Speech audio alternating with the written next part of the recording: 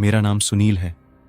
वैसे तो मैं आजमगढ़ में अपनी पूरी फैमिली के साथ ही रहता हूं, लेकिन मेरी नानी का गांव केरल में है और यह घटना मेरी नानी के ही घर पर मेरी मौसी के लड़के के साथ घटी थी। हम सब तब बहुत छोटे थे और गर्मियों की छुट्टियों में नानी के यहाँ छुट्टियां मनाने जाया करते थे।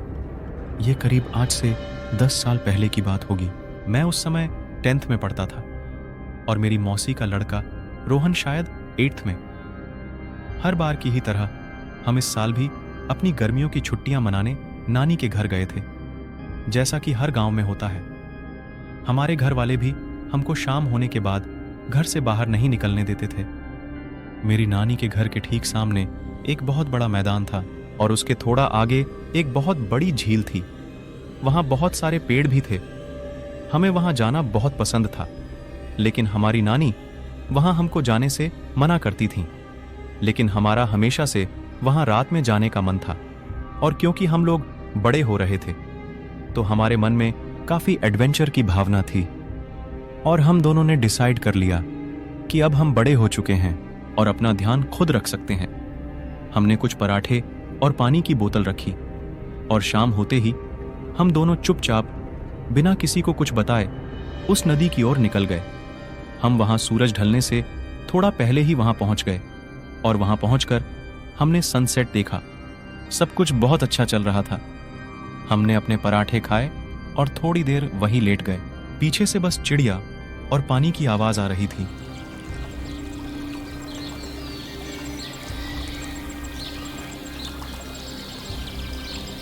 हमको वहां बहुत सुकून मिल रहा था। फिर हम लगभग रात के 8 बजे वहां से उठे और घर जाने लगे। हम लोग थोड़ी दूर चले ही थे कि मेरे छोटे भाई को बहुत तेज पेशाब लग गया और उसने मुझसे रुकने को बोला।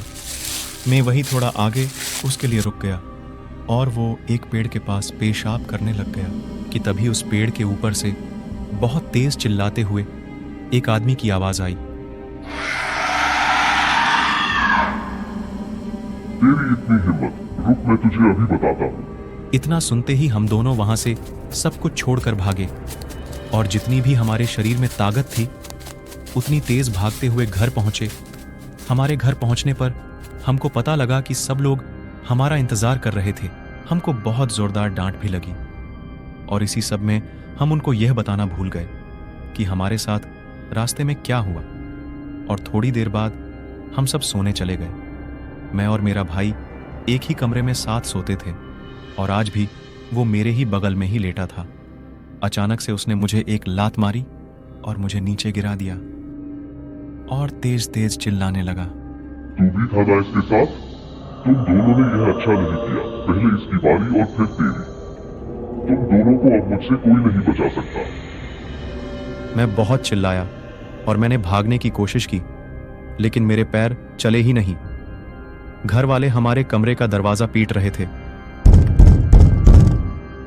लेकिन शायद उनसे भी दरवाजा नहीं खुल रहा था और अब वो मेरी तरफ ही बढ़ रहा था। वो जैसे जैसे पास आ रहा था मेरी दिल की धड़कन तेज होती जा रही थी। जो मेरे कानों तक सुनाई दे रही थी। जैसे ही वो एकदम से मेरे पास आया, मैं डर के मारे बेहोश हो गया। जब मुझे होश आया तब मेरा छोटा भाई बेहोश पड़ा था और सभी घर वाले हमारे रूम में थे। घर वालों ने तुरंत मुझसे पूछा कि क्या हुआ है। मैंने उनको बताया कि रोहन अजीब अजीब बातें कर रहा था। उसकी आवाज बहुत भारी हो गई थी। ऐसा लग रहा था कि उसके अंदर से कोई और बोल रहा हो और वो जो भी था वो हम दोनों को मारना चाहता है। उस रात रोहन बेहोश ही रहा। उसका बदन बहुत तप रहा था। हम में से कोई भी उस रात नहीं सोया। सुबह होते ही नानी ने गांव के पुजारी को घर में बुलवाया। उनके घर में घुसते ही रोहन उठ के बैठ गया और उसने अपनी आंखें बड़ी करके उस पुजारी को घूरा। सबके सामने देखते देखते रोहन की आंखें काली हो गई और उसने पुजारी के पिताजी का नाम लेते हुए बोला, जमुना दास के लड़के, तू अभी इतना बड़ा नहीं हुआ कि मेरे सामने खड़ा हो सके। पुजारी ने कहा कि तू कौन है और मेरे पिताजी को कैसे जानता है? तो उसने कहा कि यह तो कुछ भी नहीं, मैं तो तेरी कई पुश्तों के नाम बता सकता हूं। उसके बाद उसने पुजारी के सारे नामी पूर्वजों के नाम गिनवा दिए, जिसे सुनकर पुजारी भी चौंक गया और उसने कुछ मंत्रों का उच्चारण शुरू कर दिया, जिसको सुनकर रोहन बड़ी तेज तेज हंसने लगा। और फिर जो हुआ, उसने तो पुजारी समेत हम सब के होश उड़ा दिए। रोहन पुजारी से भी तेज मंत्र पढ़ने लग गया। पुजारी, जो कि रोहन के ठीक सामने बैठा था, रोहन ने जैसे ही उसकी तरफ देखा, उनकी गर्दन मुड़ गई। फिर रोहन ने भारी आवाज में बोला, इन दोनों लड़कों ने मेरे स्थान को खंडित किया है। मैं इन दोनों को अपने साथ ले जाऊंगा। इनको मुझसे कोई नहीं बचा सकता।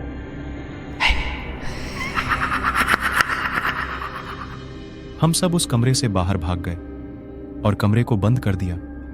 इसके बाद हम अपने गांव के दूसरे पंडित के पास गए, जो काफी प्रख्यात था। उसने बड़े बड़े हवन और यज्ञ किए हुए थे। हमने उनसे विनती की और अपने साथ चलने को कहा, क्योंकि मेरी नानी को वो अच्छी तरह जानते थे, तो वो हमारे साथ चलने को राजी हो गए। जब वो घर पहुंचे तो उन्होंने जाते ही रोहन का हाथ पकड़ लिया और बोलने लगे कि उठ, बता तू कौन है। उनके ऐसा करने पर रोहन को बहुत तेज गुस्सा आया। उसने भारी आवाज में चिल्लाते हुए बोला, तेरी इतनी हिम्मत, तू जानता भी है कि तू किससे उलझ रहा है। इतना कहते हुए रोहन ने अपना हाथ झटका और वो पंडित बहुत दूर जाके गिरा। रोहन ने हम लोगों की तरफ देखा और बोला, तुम लोग किसी को भी बुला लो, उसका यही हाल होगा। तुम लोगों को अब कोई नहीं बचा सकता है। इस लड़के ने महापाप किया है और मैं इसकी सजा इसको देकर ही रहूंगा। ऐसे पंडित तुम कितने भी ले आओ, मेरा कोई कुछ नहीं बिगाड़ पाएगा। रोहन यह सब कह ही रहा था कि पंडित अपनी जगह से उठकर रोहन की तरफ बढ़ा और रोहन ने उसकी तरफ बस देखा ही था कि उस पंडित की भी पहले वाले पंडित की तरह गर्दन मुड़ गई। तब बाहर आके हमें उस दूसरे पंडित ने बताया कि यह कोई ऐसा वैसा भूत नहीं है, यह एक ब्रह्म राक्षस है। और मैं तो क्या, बल्कि इसे शायद ही कोई भगा पाए। जो लोग नहीं जानते उनको बता दूं कि ब्रह्म राक्षस कोई ऐसा वैसा भूत नहीं होता है, बल्कि वो किसी बहुत ही बड़े प्रकांड पंडित की आत्मा होती है, जो सभी मंत्रों और पूजा याचना से परिचित होती है। इसीलिए उसको भगाया नहीं जा सकता। केवल कोई बहुत पहुंचा हुआ पंडित ही उसे बहला फुसलाकर उसको समझा सकता है।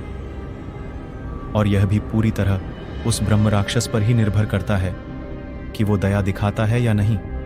उसके बाद हमको एक और पंडित जी का पता चला और हम उनके पास पहुंचे कि वो आकर हमारे इस कष्ट का निवारण करें। उन्होंने तो पहले मना किया, लेकिन जैसे ही उनको हमने यह बताया कि किसी छोटे मोटे भूत ने नहीं, बल्कि एक ब्रह्म राक्षस ने मेरे छोटे भाई के शरीर पर कब्जा कर रखा है, तो वो तुरंत चलने को तैयार हो गए। जैसे ही हम लोग वापस घर पहुंचे तो हमने देखा कि वो ब्रह्म राक्षस उठा हुआ था। उसने इन पंडित जी को देखा और हंसने लग गया। पंडित जी ने उसको देखा और उसको प्रणाम किया। यह देखकर एक बार को तो हम सबको लगा कि यह पंडित जी क्या कर रहे हैं। हम यह सब सोच ही रहे थे कि पंडित जी ने हमको बाहर जाने का इशारा किया और वो कुछ गीत टाइप का कुछ गाने लग गए। कुछ वो गाते, उसके बाद वो चुप होते और फिर वो ब्रह्म राक्षस गाने लग जाता। ऐसे ही कई घंटों तक चलता रहा। कई बार वो राक्षस इतनी तेज आवाज में गाता था कि उसको सोच के आज भी मेरे रोंगटे खड़े हो जाते हैं। कुछ देर बाद वो पंडित जी हमें आवाज मार के अंदर बुलाते हैं। जब हम अंदर गए तो देखा कि पंडित जी उस ब्रह्म राक्षस के पैरों में पड़े हुए थे। हमारे अंदर जाते ही वो राक्षस बोला, तुम्हारी किस्मत अच्छी है जो तुम इसे ले आए। ये केवल बहुत ज्ञानी पंडित ही नहीं है, बल्कि यह मेरा पर पोता भी है, इसीलिए मैं इसकी बात रख रहा हूँ। उसके बाद पंडित जी ने हमें बोला कि तुम लोगों ने बहुत बड़ा पाप किया था, लेकिन मैंने तुम्हारा काम करवा दिया है। वो तो मेरे दादाजी बड़े दयालु हैं, इसीलिए तुम पर दया दिखा रहे हैं, वरना इस अपराध पर कोई माफ नहीं करता। अब तुम एक बकरे का इंतजाम करो और तुम लोगों ने जो इनका स्थान खंडित किया है उसके शुद्धिकरण के लिए एक बड़ी पूजा का आयोजन करो। हम लोगों ने ऐसा ही किया और तब जाके उसने मेरे भाई रोहन का शरीर छोड़ा, लेकिन आज भी हर साल उसको वहां पूजा करने जाना पड़ता है। और अगर कभी वो वहां जाने में लेट हो जाता है तो आज भी वो ब्रह्म राक्षस उसके शरीर में आ जाता है। हेलो दोस्तों, अगर आप हमारे चैनल से नए जुड़े हैं तो हमारे चैनल भूतोपीडिया को जरूर सब्सक्राइब करें